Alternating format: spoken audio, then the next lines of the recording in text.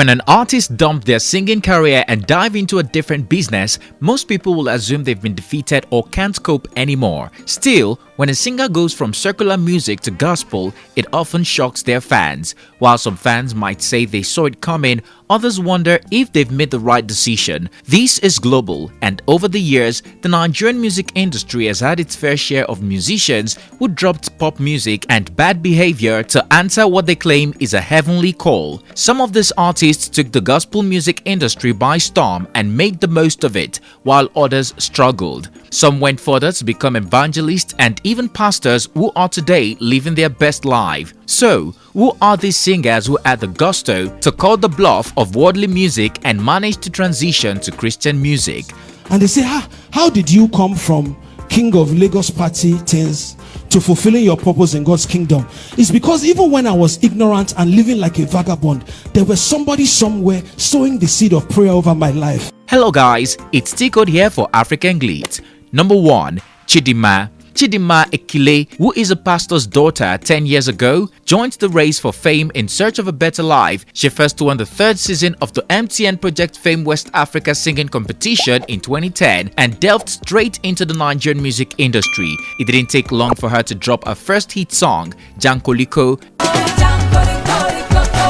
and convince a fan she's a force to reckon with, dropping Emini Bola and KDK. In return, they cheered her for her incredible vocals and success, something no other winner of the MTN Project Fame was able to achieve. As far as we're concerned, Chidinma carried herself well throughout her pop years. From her dressing, her swag to her vocal words, none of them was out of hand or extra. Chidinma took her time yearly and slowly maintained a music career. However, in May 2021, Chidinma Ekile, the beautiful songstress with the voice of a nightingale, dropped a shocker on her fans by asking them to call her Mommy Gio or End-Time Soldier. I call myself an end-time soldier, and I'm not saying that because I need a name. I'm saying that because that's the truth. Explaining that the old Chidinma has turned a new leaf after a call from God, she emphasizes how there is no time and how God has instructed her to use her singing talent to win souls, adding that it has been the devil winning for too long. What led to gospel? Well, it has been ordained. It's actually a prophecy, so I was going to get here anyway. You know, it was the time. It's a time I wasn't sure of.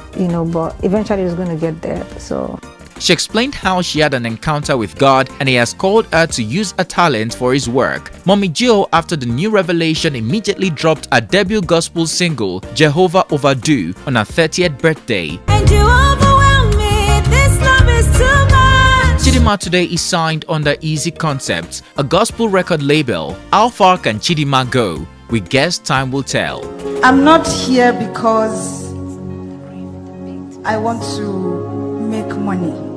I'm not here because I want fame. I've had all of that, and I think that I've had enough of all of that. So right now is the time to work for my father.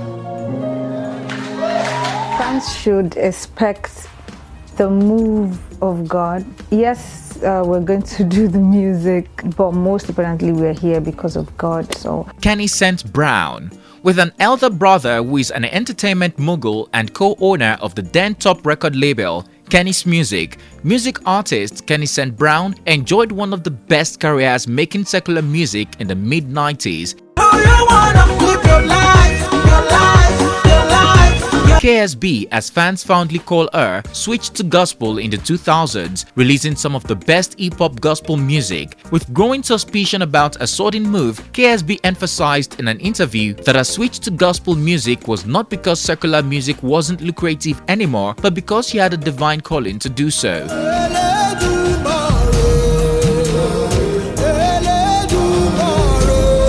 It's been years after her switch and KSB is doing just fine, and she has songs such as Turn Me Around, Bragado, Motigoke, Fagbara Rehan, Eledumare, and lots more to her credit today. Obi-Wan. Popular singer Obi-Wan sure gave us some of the best music in the 2000s. His 2005 debut album, Overture, featuring his hit single, Onyinye, remains one of Nigeria's best classic ballads.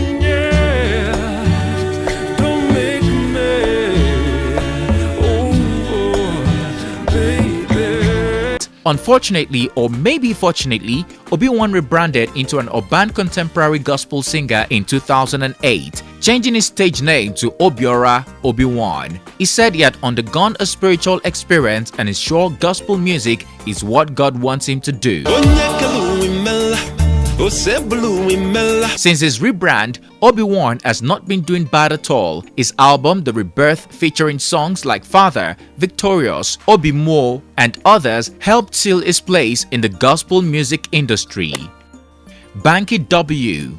Olubankole Wellington, better known as Banky W, started EME Records in 2002, releasing some of the best R&B songs, including Yes No, Jassy, Jayorimi, Low Key, and even Ebute Meta, a cover of Rihanna's Umbrella. You can be from Ebute Meta.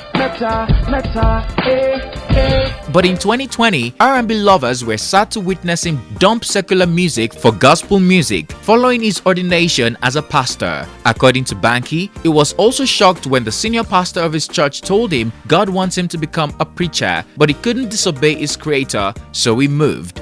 There was somebody somewhere sowing the seed of prayer over my life, that God, you will do it in this man. He will fulfill you. Listen, while I was out, my mom has been praying for me since I was born, till when I was a teenager, till when I was in my 20s, till when I was singing songs that do not glorify God. Today, Banky has released over 2 gospel songs, including Final Say and Testimony. And everything will be just fine, cause when Oluwa say yeah. Chris Okotie. What if we told you that the senior pastor and founder of Household of God Church, Chris Okotie, was once a pop singer? He was. He dumped school temporarily in 1980 to pursue a music career under the stage name Chris. Songs such as Show Me Your Backside, I Need Someone, Carolina, Fine Mama, and many more all came from the coffers of our dear father in the Lord, Chris Okotie. In my mind I'm gone to Carolina. I'm carrying cheese and silver sun.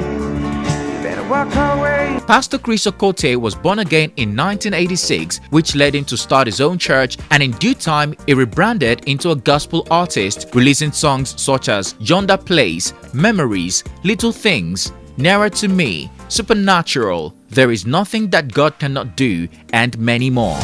But he's gonna put all my heart to rest.